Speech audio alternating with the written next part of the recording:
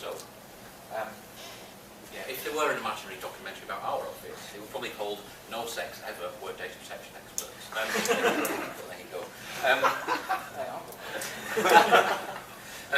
So what I want to do today really is I'm not going to delve into the legislation, I'll mention it. I'm not going to delve into our guidance, because you've actually seen quite a lot of our guidance on previous slides. What I want to do is just give the regulator's view about where we are now, how we got here in the first place, because that's quite important to remember, and it does influence how you might try and comply. What we've seen over the past 12 months, so in other words the first year of Cookie-geddon, when this cookie law was going to kill the internet, the last I looked it's still there, and what we want to see over the next months and indeed years, because we very much see this as a kind of a long-term thing. We've always said, as the regulator responsible for enforcing this law, we don't expect everybody to switch off the internet and then switch it back on again in a fully formed, compliant state, because that ain't how things work. Okay. So, that's what I want to do. He says, skipping over his own contents page. So a man walks into a bar. We've heard a bit about how obsessed we are with pubs in our office. This is another bit of guidance related to going to the pub. This stems from my thoughts about how we ended up with this law. Now there are all sorts of theories about how we ended up with it, some more that reflect more well on legislators than others. But I think the important thing to remember is that this stemmed from concerns that were being expressed a few years ago. Some genuine concerns, some rather overstated, some with a particular agenda. That there were lots of organisations sitting behind the web pages that we looked at, doing all sorts of stuff with the information that we necessarily generate when we're doing all this, making vast amounts of cash out of it, let's not forget. And nobody was really explaining to people what was going on. And that actually, there were these things called profiles, or interest categories, behaviourally targeted advertising. And what happened was people started thinking that a lot of this was maybe not all, or maybe that actually, even if it's acceptable, people should know about it, people should be being told, be given a choice about whether they wish to be profiled, whatever profile means. And in an attempt to explain how online behavioural advertising works, because this is where a lot of the concerns stem from, a lot of the industry used the analogy of a man walking into a bar. So I'm going to steal it and then turn it around a bit, because the analogy was, you walk into a pub, and the guy behind the bar doesn't know your name, your email address, where you actually live, whether you've got any kids, doesn't know your phone number, never seen him before. You walk up to the bar and you say, and he goes, it's a pint of black sheep bitter, isn't it? And a glass of white wine. And you go, wow, that's a great personalised service. You know what I like that, that's good. It's relevant to my interests. You didn't offer me a pint of cider because I don't drink cider, brilliant. You saved me the 10 minutes of my other half trying to work out what she wants to drink. Fantastic. Who could argue with that? And the analogy was extended to online, where everything's about relevance and about tailoring things to people's interests, because who wants to see irrelevant nonsense? Who wants to see adverts or content that don't relate to their interests? Well, nobody. I haven't got kids. I'm not having kids in the near future. I don't want to see adverts from Mothercare. I've no interest in nappies. I am, on the other hand, going on a trip somewhere in Northern Europe. I might be interested in finding out about hotels, and if you can ascertain from my activity online that I'm interested in that sort of thing, all the better than bombarding me with stuff that I'm not interested in. And I think that case is relatively easily made in the abstract. There's no argument that people do want relevant content, and if you serve them up rubbish, they won't read it, and they won't click. But I think the other issue to bear in mind is that I've just walked into this bar, and I've walked up, and this guy doesn't know me, I've never seen him before. How the hell did he know what I wanted to drink? Well, your girlfriend doesn't drink white wine. You just spoiled my punchline. Sorry. But no, the point is that, how did he know? That's my first question, not brilliant customer service, but how did he know that? Has my local landlord been ringing up the competition telling everybody what I normally drink? I don't think so, it's not in his interest to. Is it because I've given them my credit card and he swiped it before I took the order and it's come up with all the details that are linked to that token, if you like? Well, again, they might have bloody told me. Is it the case that I have been here before? I just can't remember it. I got so wellied that they inserted an RFID chip in my arm that allows them to guess what I'm going to have because the chip tells the till what I bought last time. Well, again, don't care how drunk I was, I didn't want that chip inserted into my arm. I find it rather intrusive. You can get those, by the way. Generally not in places that serve black sheep. So there's all these things going around in my head, and it causes me to forget that it was actually quite nice of them to kind of have an idea about what I was interested in. And, yeah, by the way, my other half doesn't drink dry white wine. She's now wondering who the hell I've been coming to the pub with. Often enough for them to know what she drinks. And as an analogy, I might well extend that into the presentation you saw before from Matt. Yeah, great, you know what my interests are. The other person using my device did not know what those interests are. They do now. By the way, I'm going to get the ICO, one of those booth things. Take it to meetings with people who are less than receptive to our message.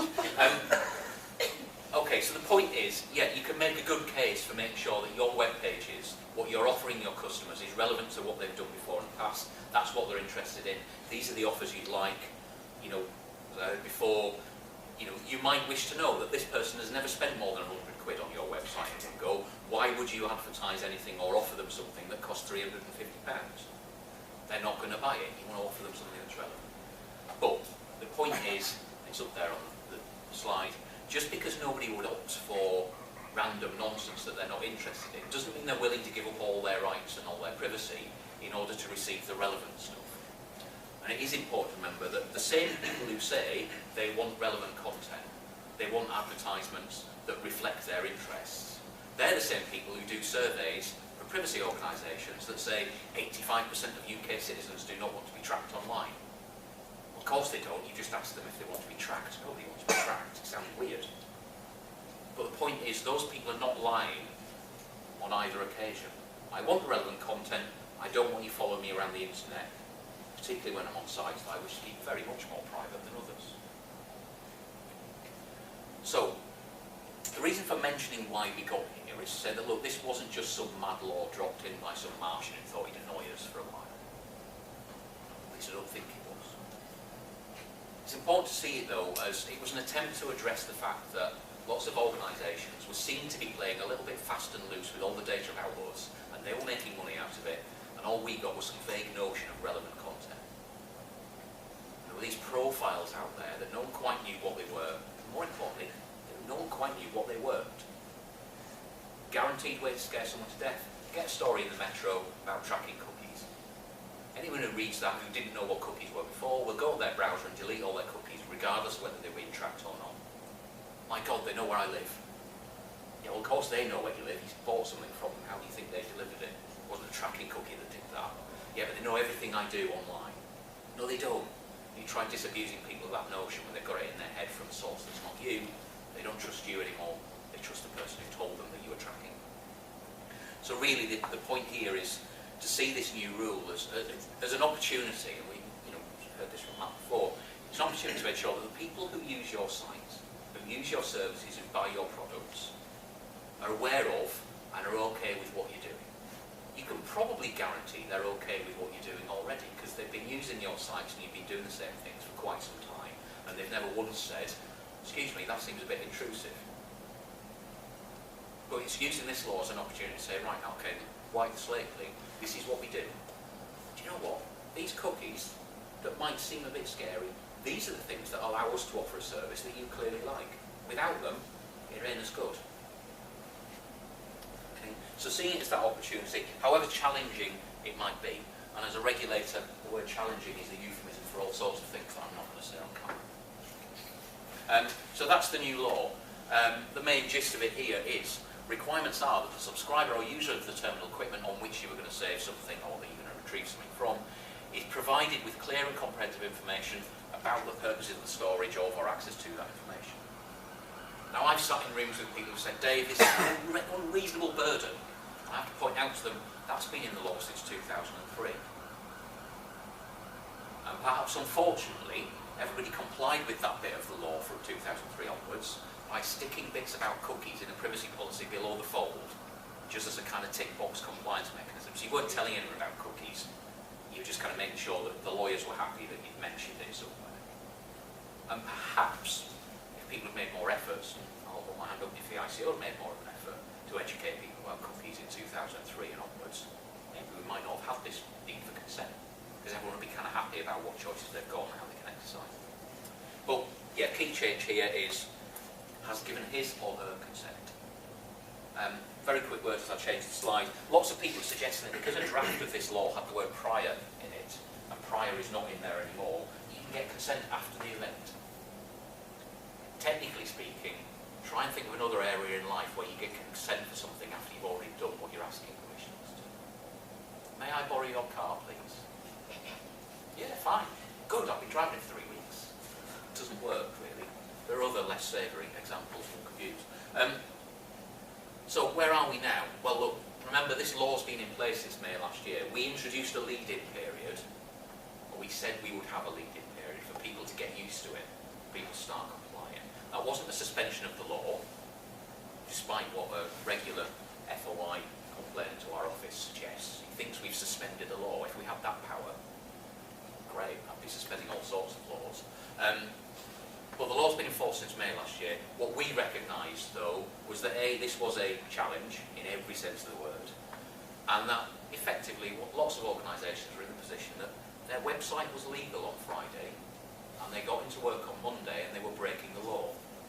And no sensible regulator, no matter what they do, turns up on Monday with a big regulatory stick going, right, why haven't you fixed this? It just doesn't happen.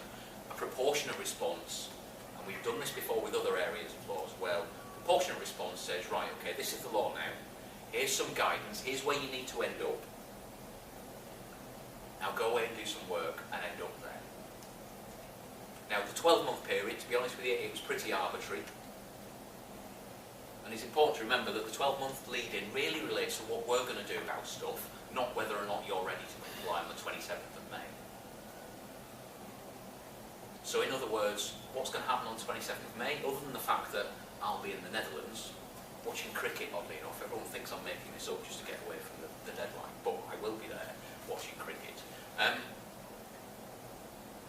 Well, some people will be compliant. Some people will have launched things on Fridays and make a big song and dance about the fact that they've finished all this work. Great, brilliant. I like that.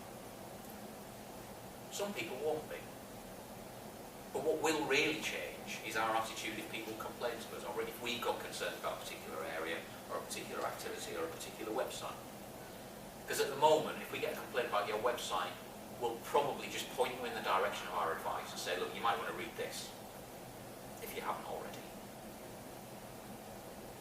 After May this year, there's less excuse for people who run websites not to know any of this stuff. So we might be asking more searching questions. So what have you done in the 12 months we gave you to get ready? And if the answer, as I have heard from somebody on the phone rather than in person, so I couldn't have used the paddle, was, well, we're not doing anything, Dave, it's difficult. Well, look, on the one hand, you have the website that's run by somebody who says, we're not doing anything, Dave, it's difficult. And on the other hand, you've got the website run by somebody who's not ready yet, but who's thought about this, they've thought about the information they give people, they've done a cookie audit, they're thinking about possible consent mechanisms, but they're not ready yet. Which website do you think is going to garner more attention from our regulatory teams? It's going to be the first one. If you're doing some work, if you're heading in the right direction, it's highly unlikely we're going to turn up with a big regulatory stick. We might come and check that you're doing what you're doing. If you said you need another 12 months and you haven't done anything in the next 12 months, well, again, we might take that into account. And the main point is really there has been guidance and advice available from us since the day the regulations were passed. It's been there. We're seeing lots of people who are following the guidance, lots of good work on the notice that you give people, lots of good work on cookie audits, lots of good work cleaning up websites. And it's not just, didn't know that cookie was there, what do we use that for? I don't know. Some of it's, oh Christ, that's our website. Have we used that in the last 4 years? No, but it's still serving cookies to anyone who lands on it. So cleaning stuff up, doing a bit of housekeeping, again, it's not compliance in itself, but it does demonstrate to us, and more importantly your users, that you're taking this stuff seriously. That you're not just saying, well, we've always done it like that, let's just leave it, no one's going to be bothered. So we're seeing lots of good work. Not a lot of it's ending up on websites at the moment, because there's lots of testing to do, including, you know, you might be aware that the nature of your audience is such that you need to make sure that your proposed solutions, whatever they may be, work for people who've got accessibility issues. And again, I spoke to somebody from the RNIB and I said, look, if I'm advising an organisation who's saying, look, we can either get into trouble with Dave, or we can get into trouble with people who are partially sighted who want to use websites. Well, look, I might be the data protection regulator, but I'm a human being as well. I know which is the more important issue there. And as long as they're not just leaving it because of that issue, it is a factor that we take into account. So, I think until things start going live, there will be still the people who are at the edges of this going, no one's compliant, why hasn't the ICO shut all these websites down? Who have you fined this week? Or, the other side of it, pay us lots of money, otherwise you'd be risking a fine from the ICO. Well, that's bluster, scare tactics. You know, that's the noise that's around at the moment. It's getting quieter because more people are doing more things, more people are taking an interest. What we need to do at the ICO is do our job in a responsible, proportionate way. It's what we aim to do all the time. And in order for us to do that, and not to listen to the scare tactics people about mass non-compliance or mass privacy intrusion, we need to know what everyone's doing. And at the moment, I'm pretty confident we're seeing enough large-scale organisations on the way to implementing solutions, which actually, they might not be right for everybody. They might be too sophisticated, too expensive, but once they're out there, we can start pointing people and say, look, have a look at that. Don't bother reading Dave's guidance, it's 30 pages long. Just look at that website, they're compliant. You do something like that, you'll be okay. It's a much better way of advising people. So, again, guidance has been out for a year nearly. It was described in the consultancy survey a few weeks ago as both helpful and useless, vague and clear, and it was also criticised for being A, rushed, because it came out just after the regulations, and B, why have you waited so long? Well, we must be doing something right, we're annoying both ends of the spectrum. There have been lots of calls, and I've stood in front of audiences like this, and had conversations with people on the phone or in meetings for, well, people saying, look, Dave, what we want is some black and white guidance on what to do. Somebody who works in a regulatory field, no one ever asks me what to do. Nobody ever comes to our office and says, please tell us how to run our business. Nobody. And yet on the cookies rule, that's kind of what people are asking for. And there's a big danger there. I can do that right now. I nearly issued some spoof guidance, but I was kind of advised it might not be a good idea because people might think it was real.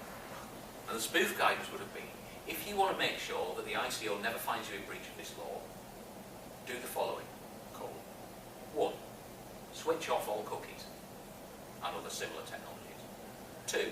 Don't switch back on again until 3. The user has ticked a box saying, please switch on all cookies and similar technologies. There you go. Perfectly compliant. We will never uphold a complaint about your website. It might be because it's compliant, it might be because no one's using your website because it's awful. Okay? Now, that's why you need to be careful what you wish for. If you want step-by-step advice on how to run your business from us, you'll get the stuff that suits the regulator, which is fine by me, it'll save us a lot of work, but might not be good enough for you. Okay? So what we're aiming for really is a piece of guidance, and I think it achieves this. It's, look, here's the outcome you should be seeking. And here's some hints and tips on how you might get there, cookie audit, the baby step of what do we tell people now, how can we improve that information, how can we make it more prominent. Those sorts of things which are not in and of themselves going to be enough, but they'll be a big help along the way, and I'll come back to that in a minute. But then you need to work out what's best for your users. I don't know your users, I haven't got the faintest idea who your users are or how you usually speak to them. Your best place to do that we've seen, the law does include a thing that says browser settings might be one way in which you can get consent from people. As a data protection geek, that filled me with the heebie-jeebies. Because my laptop at home has got a couple of browsers on it, both of which are set up to reflect my preferences as to what I do and don't want when I go to websites. If I've never been to your site before, how did I know what you were going to do before I got there? So in other words, browsers are a bit limited on their own, but we have seen some progress there.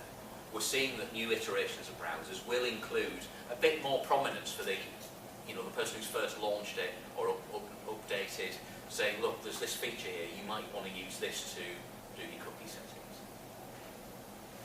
So they can work. They'll certainly be useful for the majority of cookies which have no privacy impact whatsoever. But it's important to remember that getting consent from the browser or at browser level depends on, and this is because of the way the law is worded, depends on the subscriber having taken some form of action, having amended or set something on their browser. And hands up who's ever done that.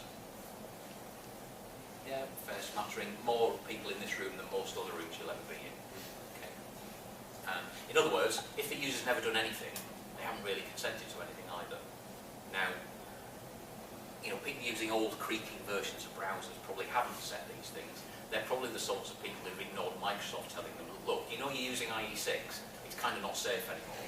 If they're ignoring that, they ain't doing cookie setting now. Now, you might think that that sort of person isn't also going to be going around complaining about cookies either. They're not bothered. But it's important to remember and not seeing browser settings as the be-all and end-all of this. But they're one part of all the sorts of things that are going on. So again, as we've heard today, working out what you do yourself. If you don't know which cookies you use, how can you possibly know whether you've got consent? What do you tell people? How do you put that information in front of them? Have you done a John Lewis, or as other people have done, make it a bit more obvious? Or is it still below the fold in a link that your analytics tell you no one ever reads? And if anybody has read it, they're probably in our office. Check it. So you're doing all those things, the browser manufacturers are doing their stuff. All of a sudden we get an environment in which more people get more used to making these choices at a level that's not a pop-up that says, please consent to our cookies. A few quick words about analytics. I spent far too much time this year arguing with people who thought that analytics should be exempt. The word should is important there. I would argue that, yeah, they should be exempt in all sorts of ways. Analytics were not what this law was intended to address. But the way it's worded, I'm afraid, means their core. And the easiest way of demonstrating why we're right when we say their core is because our website pretty much does nothing but analytics. It's all we really do. If we thought they could be exempt, we'd have saved ourselves a whole load of pain. And if you've seen our website with the banner across the top that says, please accept our cookies and tick this box, please, no one ever does. 10% of our users tick that box. Most of them work in the office because I've told them to tick it, because our web team won't speak to me anymore. And I quite like it when they do speak to me because I don't know what else is going on the website. But, so if we could have exempted analytics, we would have done and saved ourselves a whole lot of pain. We couldn't. The law is worded in a way that makes that very, very difficult indeed. But it's important to remember that saying that analytics activity is caught by this law isn't the same as saying you can only do it with an opt-in consent, or a tick box like the ICO, or a pop-up that says please accept analytics cookies, yes, no. It's not the only way to do it, and I think certainly our guidance will amplify some of this stuff. We've heard a lot about implied consent, and implied consent is a perfectly valid mechanism for getting consent for analytics cookies, but it does rely on people knowing what analytics are. That's why I mentioned before the baby steps towards compliance, telling people what you do, giving them more and better information, making it more prominent, being more confident that people can find this stuff, and that when they find it, it's relevant to them. Well, that moves us a lot closer to the idea that implied consent is fine. So, this person is on our website. Even if they haven't read our stuff about cookies, they'll have seen it somewhere else on a different website because everyone's doing consistent things about how they tell people how they get these messages across. I'll use my brother as an example. My brother is a director of a retail business. They've got an online presence. They don't really sell stuff online. Does he need to be worried that everyone who comes to his website read their privacy policy? Well, he shouldn't have to be if lots of other people in his line of business are kind of doing similar things about getting messages out there. He can say, well, look, if they haven't seen it here, they've seen it somewhere else. And we're all doing broadly the same thing. So the level of knowledge that we can assume our users have is kind of going up all the time. That makes it much easier to infer that because we all do analytics, we can infer that because they're here and their browser hasn't stopped us and they haven't taken advantage of the consent mechanism we might or might not be putting in place, then we can be comfortable that this person is not going to object to that analytics cookie. So you're inferring consent from the action of them being on your website in full knowledge of what's going on. And when we say in full knowledge, we're not talking here about giving people a PhD in computer science. It's about narrowing the gap between throw a stick out that window, maybe not this one, it's a bit too high up, but find somebody in the street and say, what does that cookie do? They'll go, I don't know. What are you on about? Cookie what? Go up and ask them, do you think the websites you use kind of like stats about how many people use their website, which pages work, which links people click on, which pages people are on when they bugger off somebody else's website? Do you think they do all that sort of stuff in the background? And people will probably say, well, yeah. They'd be stupid not to, wouldn't they? So it's narrowing the gap between things that people think are going on, if you prompt them enough, and how it actually happens. Narrowing that gap will allow you to start thinking about implied consent mechanisms. And again, think about advertising. I'm pretty sure somebody's booked a flight to Berlin. They go to the Guardian website, there's an advert for a hotel in Berlin. They don't see that and think, oh my God, they've read my mind. The Guardian knows what I'm doing next week. They might not know that there's about 15 different agencies involved in making sure that advert gets to them at that point on that site. But they'll kind of have some correlation to, oh, it's probably because I've just booked that there. Some people get spooked by that, others less so. But the trick is to make sure that people don't get spooked by it by giving them more, better information. So, what we're going to do in the run of May is assess where everyone is so far. Very much like to point to things that are live, but there's not that many of them. Clarification, implied consent. Further detail on our regulation priorities. What we are and are not bothered about. The woman whose health records might be found in a skip outside Tesco would be questioning our priorities if our investigations team were kicking down the doors of people for just using analytics cookies. And she would rightly be questioning, you know, what we've got to look at is what's the privacy impact here? Because if there isn't a great deal of privacy impact, or there's none at all, then it doesn't really trigger formal action on our part. It might trigger some pretty strongly worded advice if it's somebody getting it badly wrong, but that's a different matter. So, the main point, if you take nothing else away from this, is there's lots of gaps. Well, there's gaps between what the law says and what people are doing. There's gaps between what our guidance says and what people are doing. Gaps between where everyone's at in their kind of path to compliance, which was my phrase, mainly because our comms team wanted me to use roadmap.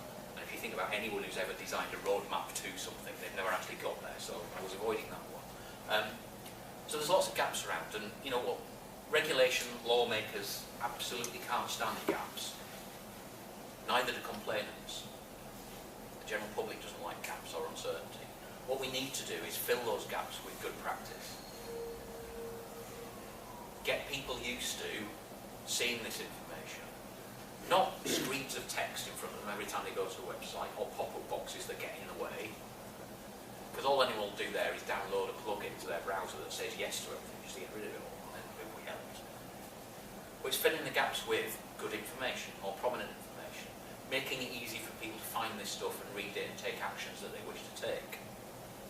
Because the more of that's around, the more the people going, no, it's still not true consent. It's not opt-in, it's not strong enough consent. We don't like it. The more they get marginalised. Because everyone else is getting used to the fact that, yeah, I go to websites, stuff happens, I kind of know about it, I'm okay. So in Matt's presentation, you know, the great British public, I'm not entirely sure they are battering down the doors of web companies saying, why have you been setting cookies on my computer? But without those genuine efforts, the people who are blustering about this, the people who are scaring people, they're they're going to remain the kind of loudest voices. And it's about people being used to seeing good practice. And, you know, for my part, as far as your compliance solutions might go, I don't really care what they look like. As long as you get to the outcome of, well, we've got a reasonably informed bunch of people who use our website, and we've got a consent mechanism in there that suits them. Okay, so we saw, Matt was thinking about an overlay. If you read the e-consultancy report a few weeks ago, where they had 2 well-argued pages about why overlays put people off. And then they showed you an example of something that didn't use an overlay. I think it was Debenhams. It was a translucent banner with some cookie information, and if you go onto the rest of the website, you agree to cookies, and it was pretty good. What they failed to mention, there was also an overlay on that page, slap bang in the middle, saying, hey, do you want some money off Jasper Conrad? So they were saying that overlays don't work, but hey, we're going to use it for marketing purposes. In the same way that my bank told me in a meeting about consent for cookies, we ain't using overlays or pop-ups, Dave. Our users hate them. I said, I know your users hate them because you use them all the bloody time whenever I log into my bank account. So it's horses for courses. Certainly in the drinks industry, for example, they've got to have a landing page to verify age. That's their opportunity. They've already got a landing page they need to use, get consent for cookies as part of that whole age verification purpose. No problem at all. Landing pages won't work for everyone else. They certainly wouldn't work for our website. Most people are looking for our guidance. Try having a landing page for a PDF document. But whether it's overlays, whether it's banners at the top, whether it's translucent banners at the bottom, whether it's things that fade in and out in the bottom right-hand corner of the page, as I think BT have done, and somebody else is doing, well, we thought it'd be better if it faded in and out the bottom left. I don't care which corner of the page it's on. What you need to be is in a position where you can say, look, the majority of our users will be okay with this. And anybody who says they didn't see that notice about what was going to happen, which choices they had, anyone who sees that is either lying or stupid. Because we have made it as prominent and as obvious and as clear as possible what's doing. That's where you need to be. And I've certainly seen one where they've got a fade up in the bottom left, and it says, we use cookies on this website. If you don't want us to use them, click here for more information. If you do want us to use them, if you're okay with the default settings, do anything else on this page or click yes. Perfectly valid consent mechanism as far as I'm concerned. They think it's going to work, they've tested it, it's not going to put users off. They'll get some people saying no to cookies, but not massive numbers. What they've also done is, if you see that, you click somewhere else on the page, they infer from that action that you agree to cookies. What they also do then is, in a different place, something else fades up and says, thanks for accepting the default setting. They're not really thanking you, they're just catching those people who might not have seen the stuff in the bottom left. It's quite a nice thing to do there. But again, the mechanisms really don't matter. It's, do our users know what we're doing? Have we given them opportunities to make choices, whether it's at site level, because it's stuff we're doing, or have we told them how to do it at browser level by linking to something else? Or have we told them how to do it via some other mechanism, whether it's your online choices.eu or stuff over in America about do not track, all those sorts of stuff. I think I'll leave that one. Yeah, by all means, keep in touch. We are on the various social media platforms. I don't know what we put on ICO News. I don't follow it myself on Twitter. I'm sure it's really exciting. Just a quick word about LinkedIn, what we spotted. The ICO has a LinkedIn presence, as do many ICO staff. I'm more than happy for you to make contact with me via LinkedIn, but please don't be offended. If you want some advice, I'll have to force you to email me at work, because I'm not allowed to give compliance advice over LinkedIn. It's not the done thing, basically. Okay. But other than that, I'm happy to take any questions along with the rest of the speakers.